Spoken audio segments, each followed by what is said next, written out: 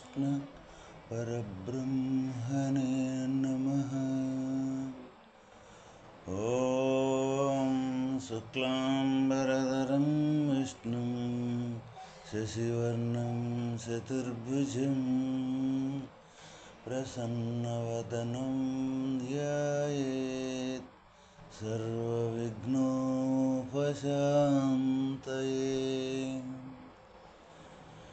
శ్రీ భగవద్గీత జ్ఞేయస్వరూపమును వర్ణింపబోవచ్చు. ముందుగానే దాని ఫలితమును చెప్పి వైచిరి. అమృతత్వమే మోక్షమే దాని ఫలితము. చిన్న చిన్న ప్రాపంచిక వస్తువులపై పెనుగులాడుట కంటే మహోన్నతమైన ఈ జ్ఞేయ వస్తువును పొందుటకై జీవుడేలా కృషి సలపరాదు. నసత్తన్నా సదుచ్యతే, అది సత్తు కాదని చెప్పుదాని భావము దృశ్య వస్తువు వలె గోచరము కాదనియే. అంతియే కాని అది లేదనే భావము కాదు.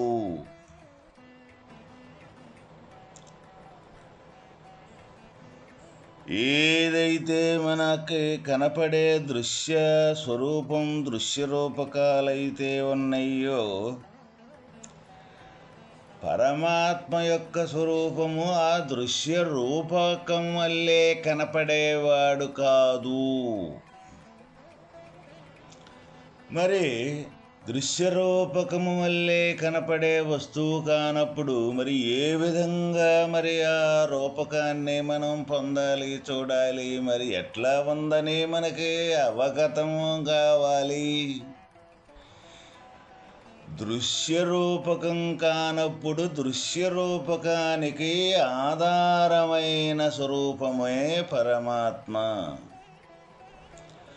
అటువంటప్పుడు మరి ఎట్లా మనం దర్శించాలి అన్నప్పుడు ఇక్కడ దృశ్యరూపకము అంటే మనలో కదిలే ఎంత రహస్యాలైనా సరే, ఎటువంటిదైనా సరే మనం గుర్తెరిగే విషయాన్ని ఏ ఆధారంతో మనం గుర్తెరుగుతామో, ఎటువంటి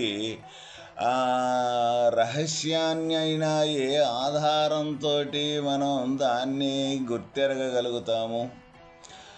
అక్కడి నుంచి ఈ బయటికి ఇంద్రియ సమూహంతో బయట ప్రపంచానికి వచ్చే ఏదైతే గుర్తెరుగుతూ ఉన్నామో ఈ అన్నింటికీ కూడా అధిష్టాన రూపకంగా ఉండే యొక్క స్వరూపమే పరమాత్మ.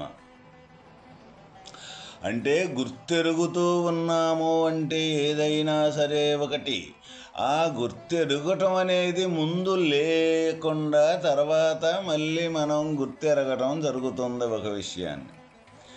అప్పుడు గుర్తెరగటం జరిగేటప్పుడు ఆ గుర్తెరిగేదానికి ముందుండ స్వరూపమే పరమాత్మ. ఇక అటువంటి స్థితి మనకు తయారు కావాలి అన్నప్పుడు మన ప్రపంచానికి సంబంధించిన వాసనలు సంపూర్తిగా తొలగిపోతే తప్ప వాస్తవమైన గుర్తెరిగే స్వరూపం కాడకే మనం చేరుకోలేము ఎవరమైనా. ప్రపంచానికి సంబంధించిన వాసనలు మనకు తొలగాలి అంటే ప్రపంచం అంటే ఈ దేహం. ఈ దేహానికి సంబంధించిన వాసనలు సంపూర్తిగా తొలగిపోవాలి. మరి సంపూర్తిగా ఈ దేహానికి సంబంధించిన వాసనలు తొలగిపోవాలి అంటే ఈ దేహానికి అతీతంగా ఉండి దేహానికి మిగులుగా ఉండే సాక్షిగా ఉండే ఏ జ్ఞానస్వరూపం అయితే ఉన్నదో ఆ జ్ఞానస్వరూపం మనం కావాలి. ఇక్కడ భగవంతుని యొక్క స్థితిని మనం తెలుసుకోవాలి. భగవంతుని యొక్క స్థితిగా మారిపోవాలి అంటే ముందు దేహాన్ని సంపూర్ణంగా అనుమాత్రం కూడా దేహం లేదని దృఢ నిశ్చయము అయితే తప్ప వాస్తవమైన భగవంతుని సన్నిధికి చేరలేము. కాబట్టి ప్రతి ఒక్కరూ కూడా ఈ లోకానికి సంబంధించిన చిన్న చిన్న ఈ ప్రపంచకానికి సంబంధించిన చిన్న వస్తువులతోటి కూడుకొని ఏ భావనలు, ఏ ఆలోచనలు, ఏ విషయాలైతే ఉన్నాయో దానికోసం ఈ కాలం మొత్తం కూడా ఉపయోగపెట్టి మన జీవితం అనేది వృధా చేసుకునే దానికంటే భగవానుడు ఇక్కడ మనకు తెలియజేయటం ఏమిటంటే ఆ జ్ఞేయ వస్తువు అనేది ఎప్పుడూ స్థిరంగా సర్వవ్యాపకంగా ఉండే పరమాత్మ కోసం ఈ కాలాన్ని మనం ఉపయోగపెట్టుకొని పరమాత్మ దరిచేరటం అనేది చాలా చాలా ఉపయోగకరం కదా, చాలా గొప్ప విషయం కదా అని మనకు అక్కడ తెలియజేయటం జరిగిందనమాట. సర్వతః పాణిపాదంతం సర్వతోక్షీ శిరోముఖం సర్వతః శృతిమల్లోకే సర్వమావృత్య తిష్టతి. అది ఆ బ్రహ్మము, ఆ ఆత్మ అంతటను చేతులు కాళ్ళు గలదియు, అంతటను కన్నులు తలలు ముఖములు గలదియు, అంతటను చెవులు గలదియునయి ప్రపంచమునందు సమస్తమును ఆవరించి వ్యాపించుకొని ఉన్నది.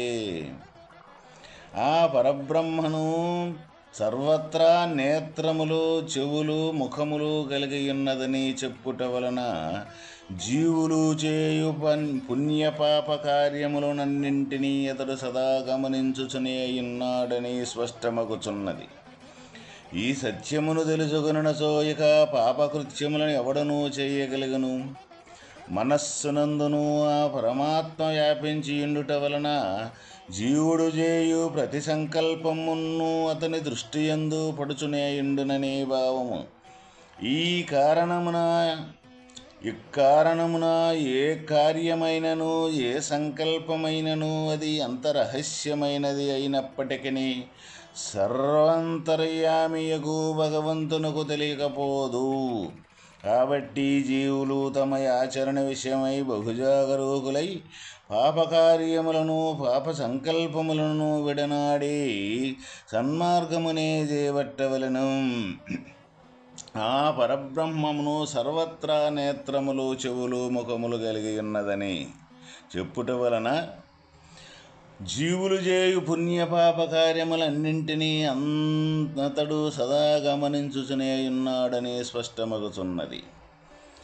అంటే పరమాత్మ యొక్క స్వరూపము సర్వత్రా నేత్రములు, సర్వత్రా చేతులు, సర్వత్రా చెవులు ముఖములు కలిగి ఉన్నవని ఇక్కడ మనకు తెలియజేయటం జరిగిందన్నమాట. ఇక దీన్ని బట్టి ఏదైతే మన మనస్సు ఉన్నదో మనస్సు కూడా ఇక్కడ పరమాత్మే అని మనకు చెబుతూ ఉన్నారు. మరి మనస్సే కాదు సర్వత్రా కూడా కాళ్ళు అంటే మనకి ఈ శరీరానికి సంబంధించిన అవయవాలు ఏవైతే ఉన్నాయో అవి కూడా పరమాత్మ స్వరూపమే అని మనకి ఇక్కడ తెలియజేయటం జరిగింది. దీనిని బట్టి కనపడే దృశ్యరూపకం మొత్తం కూడా పరమాత్మ తప్ప రెండవది ఏది లేనే లేదు. మరి కనపడే దృశ్యరూపకం పరమాత్మ అంటే ఒకే స్వరూపకంగా ఏకంగా స్వరూపకంగా మనకే కనపడటం లేదు, మనకు గోచరించటం లేదు.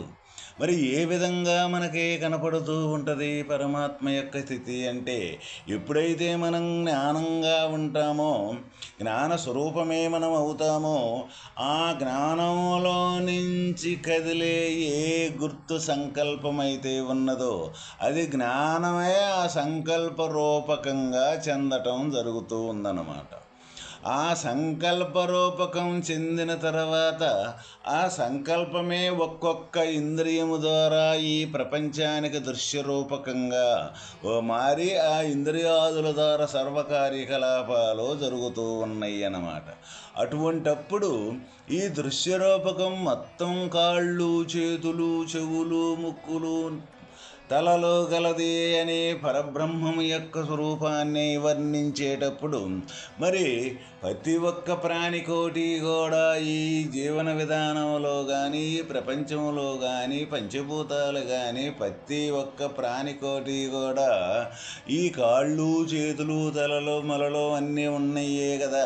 మరి మొత్తం కూడా పరమాత్మ వస్తువు తప్ప రెండవది లేదు అని మనకి ఇక్కడ తెలియజేసినప్పుడు మరి ఏ విధంగా మరి మొత్తాన్ని మనం పరమాత్మగా మనం చూడాలి, ఇక్కడ ఏ విధంగా మన పరమాత్మను చూడాలి అంటే ఎప్పుడైతే మనం దేహము నేను అనుకొని దేహంతో ఈ ప్రపంచం మొత్తం అనేకత్వాన్ని మనం గోచరం అవ్వటం జరుగుతూ ఉన్నది.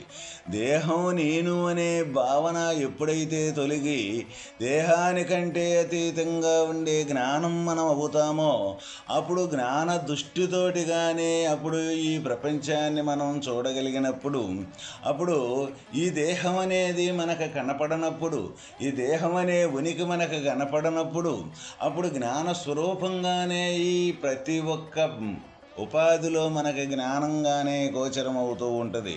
అటువంటప్పుడు జ్ఞానంతో మాట్లాడటం జరుగుద్ది, జ్ఞానంతో వినటం జరుగుతూ ఉంటుంది, ఈ జ్ఞానంతో ఇచ్చిపుచ్చుకోవటం జరుగుతూ ఉంటుంది. అప్పుడు జ్ఞానంగానే ప్రతి ఒక్కటి జరుగుతూ ఉంటుందన్నమాట. అటువంటప్పుడు ఆ విధంగా జ్ఞాన స్వరూపమే తానైనప్పుడు జ్ఞానంతో మాట్లాడి జ్ఞానంతో సర్వకార్యకలాపాలు చేసేటప్పుడు ఈ జ్ఞానం యొక్క స్వరూపం నిరాకారం యొక్క స్వరూపం. జ్ఞానానికి పరమాత్మకి ఎలాంటి వ్యత్యాసము లేదని భగవానుడు మనకి చేసి ఉండారన్నమాట. అటువంటప్పుడు జ్ఞానం మనంగాందే పరమాత్మ వస్తువు అనేది మనకి గోచరం కాదు. అటువంటి జ్ఞాన దృష్టితోటి ఈ ప్రపంచాన్ని మొత్తం మనం కానీ చూడగలిగినట్టయితే రెండవ వస్తువు అంటూ ఇక దృశ్యరూపకం అనేది ఒక ప్రత్యేకత అనేకత్వం అనేది లేనే లేదు. ఎందుకు అంటే చూడబడే వస్తువు చూసే వస్తువు కన్నా వేరే కానే కాదు.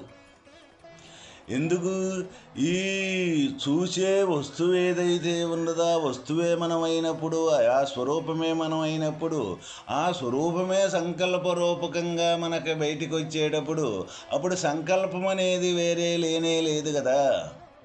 అప్పుడు సంకల్పము కూడా పరమాత్మే. ఇప్పుడు సంకల్పం నుంచే మరి సర్వకార్యకలాపాలు ఇంద్రియాదులతో జరిగేటప్పుడు అవి కూడా మొత్తం పరమాత్మ యొక్క వస్తువే తప్ప రెండవది లేనే లేదు.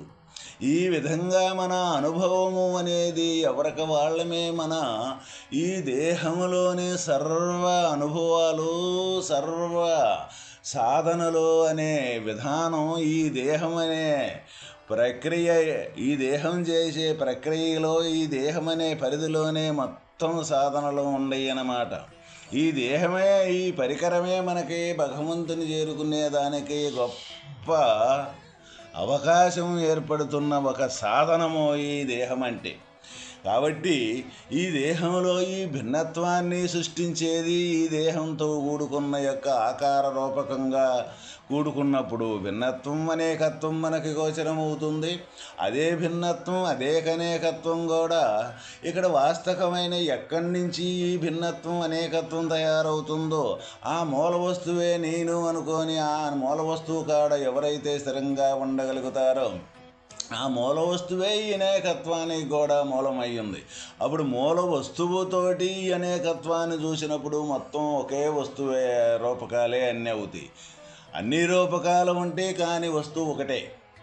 అదే ఇక్కడ మనం చేసేది భగవంతుని తత్వానికి ఉండే వ్యత్యాసము ఏంటిది అంటే దేహాన్ని వదలకుండా దేహ భ్రాంతి వదలకుండా చేసే ఏ కార్యమైనా ఏ ఆలోచన అయినా ఏదైనా కూడా అదంతా నశ్వరమైనది, అది శాశ్వతమైనది కానే కాదు. అది కొద్దిసేపు ఉండి మరలా మార్పు చెందేది.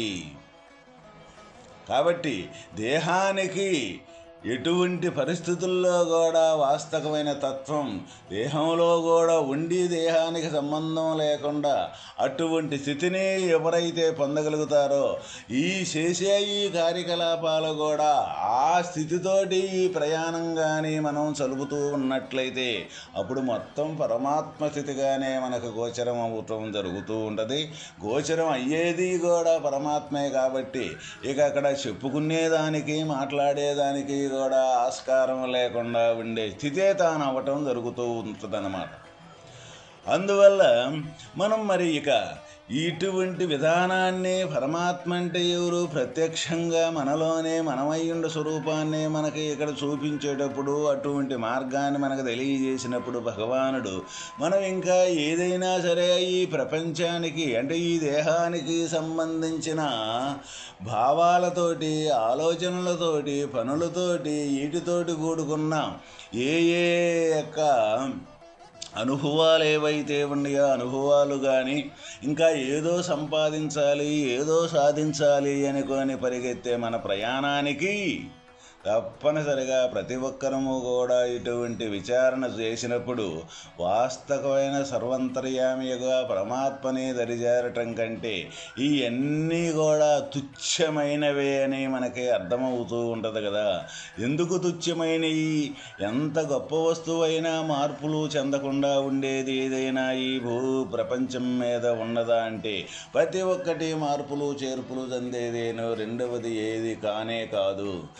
మార్పు చెందుతూ ఉందంటే అది లేనిది అని దాని అర్థం. ఇక్కడ దృశ్యము అంటే మార్పు చెందేది అని, మార్పు చెందంది అంటే పరమాత్మ యొక్క స్థితి అని. మార్పు చెందని యొక్క పరమాత్మ యొక్క స్థితి ఆధారంతో ఈ మార్పు చెందే వస్తువు తయారవుతుంది. అది ఎక్కడ మనం ఏ విధంగా చూడాలి అంటే మనం దేహంలో నుంచి ఆలోచన రూపకంగా, ఇంద్రియాదుల రూపకంగా బయటకు వచ్చి చూడాలి అంటే మనకు వీలుగాని పని. దేహానికి అతీతంగా ఉండే జ్ఞానం మనమైతే తప్ప వాస్తవమైన పరమాత్మ స్థితి మనకి గోచరం కానే కాదు. కాబట్టి అందువల్ల దేహ దృష్టితోటి ఈ ప్రపంచాన్ని మొత్తం మనం చూసి ఈ దేహ దృష్టితోటి, దేహ భావనతోటి ప్రపంచంలో అనేక రకాలుగా ఉండే ఏ పనులు, ఏ కోరికలు, ఏ సాధనలు, ఏ కర్మలు ఏ అయితే ఉండయో ఈ మొత్తం కూడా నశ్వరమైనవి, శాశ్వతమైనది కాదని వాగుగా తెలుసుకొని వాస్తవమైన శాశ్వతమైన వస్తువు కోసం పాటుపడి మనం పొరపాటు పడ్డాము, ఈ లేకనే ఉండట్టుగా భ్రమపడే ఈ ప్రపంచంలో తిరుగాడుతూ ఉన్నాము. వాస్తవమైన తత్వం ఎప్పుడు స్థిరంగానే ఉంది. స్థిరమైన తత్వంలో నుంచే ఈ అన్ని వస్తువు ఉన్నాయి కానీ లేకపోతే వేరే కాదు అని ఆ స్థిరమైన తత్వం కాడ నిలబడే యొక్క సాధన ఏదైతే ఉన్నదో ఆ సాధన ప్రతి ఒక్కరము కూడా ఈ మానవాకృతి ధరించి అందరం కూడా స్థిరమైన తత్వం కాడకి, ఆత్మస్వరూపం కాడకి, భగవంతుని స్వరూపాన్ని చేరుకోవటం ప్రతి ఒక్క మానవుడి యొక్క కర్తవ్యము. అయితే ఇప్పుడు మనం చేసే పనులన్నీ కూడా ఆ స్థిరమైన తత్వం తెలుసుకునేదానికి, తత్వాన్ని చేరుకునేదానికి కాకుండా ఈ లోకంలో బ్రతుకులాటకు సంబంధించిన వ్యవహారం మొత్తం మనం సలుపుతూ ఉన్నాము. కాబట్టి కానీ ప్రతి ఒక్కరూ బాగా గమనించాలి ఇక్కడ. దీన్నే ఈ దృశ్యాన్ని రెండింటినీ విడదీసుకునే యొక్క లక్షణం ముందు మనకు కావాలి. అందుకనే మొట్టమొదట నిత్యానిత్య వస్తు వివేకము. నిత్యం అంటే ఏంటిది, అనిత్యం అంటే ఏంటిది మనం బాగా విచారణ చెయ్యిందే వాస్తవమైన నిత్యం వైపు, శాశ్వతం వైపు ప్రయాణం చేసేదానికి మనకు వీలు పడదు. దానికి అందుకనే తాత్కాలికమైన విచారణ, తాత్కాలికమైన ఆలోచన దానికి కుదరదు. ఎందుకంటే ఈ నిజము అనుకొని మనం ప్రయాణం చేసి కాంక్రీట్ అయిన ఈ మనస్తత్వం అనేది ఒక్కసారిగా ఇది అబద్ధం అనే దాన్ని ఒప్పుకోదు. ఎందుకు ఒప్పుకోదు అంటే అదే నిజమని మనం ప్రయాణం చేస్తూ ఉన్నాం కాబట్టి ఒప్పుకోదు. కాబట్టి దాని దృఢమైన చిత్తంతో దాన్ని కనీసం తెగేసుకొని వాస్తవమైన తత్వం వైపు, శాశ్వతమైన వస్తువు వైపు ప్రయాణం చేస్తే తప్ప మనకి ఆ పరమాత్మ యొక్క స్థితి మనకి గోచరం కాదు. పరమాత్మ యొక్క స్వరూపంగా మనం మారిపోలేము. ఎవరమైనా సరే అటువంటి పరమాత్మ స్థితిని పొందటమే మానవుడి యొక్క కర్తవ్యం. కాబట్టి మానవుడై పుట్టినందుకు అటువంటి శాశ్వతమైన తత్వాన్ని చేరేదానికన్నా ఈ భూ ప్రపంచం మీద రెండవది అంతకంటే గొప్ప వస్తువు లేనే లేదు. ఓం తత్సత్.